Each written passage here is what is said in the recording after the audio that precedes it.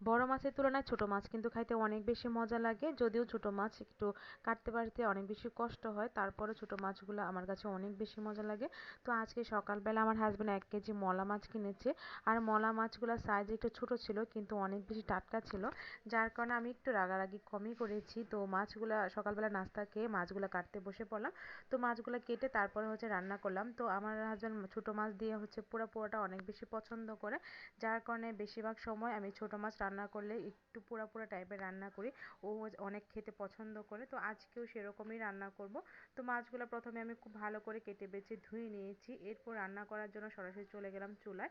তো এই যে মাছগুলো একদম পরিষ্কার করে নিয়েছি, এখানে প্রায় আমি অর্ধেক মাছই নিয়ে নিলাম, আর বাকি অর্ধেক মাছ আমি ফ্রিজে রেখে দিয়েছি। এখন মাছগুলো রান্না করে নেব। তো এখানে বেশ কিছুটা পেঁয়াজ আমি কেটে নিয়েছি, কারণ এই পোড়ার মধ্যে একটু বেশি করে পেঁয়াজ দিলে খেতে কিন্তু অনেক বেশি ভালো লাগে।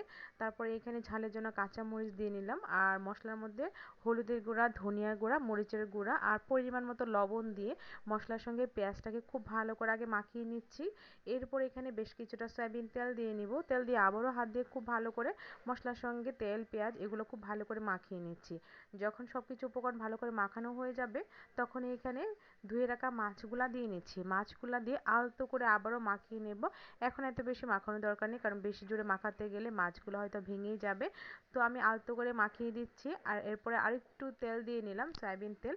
এখন রান্নাটা করে নিচ্ছি। তো চুলায় একটা তাওয়া বসিয়ে আবারও কিছুটা সয়াবিন তেল গরম করে নিয়েছি। এখন অল্প অল্প করে মাছগুলো ছড়িয়ে দিচ্ছি, আর ছড়িয়ে দেওয়ার পরে মাছগুলো আমি মাঝারি আঁচে মাছগুলো ভেজে নেব। আর চুলার জালটা কিন্তু একদম মাঝারি রাখতে হবে, তা না হলে কিন্তু পুড়ে যাবে আর মাছগুলো কিন্তু ভাজা ভাজা হবে না। তো এই মাছগুলো হচ্ছে আমার কাছে খুবই ভালো লাগে গরম গরম ভাত দিয়ে। তো আপনারা কারা কারা ছোট মাছ পছন্দ করেন প্লিজ কমেন্ট করে জানাবেন। তো মাছগুলো যখন একটা সাইড হয়ে যাবে, তখন আরেকটা সাইড আমি আলতো করে উল্টিয়ে দেব। তো দুইটা সাইডই আমি খুব সুন্দর করে মাছটা ভেজে একদম পোড়া করে নেব।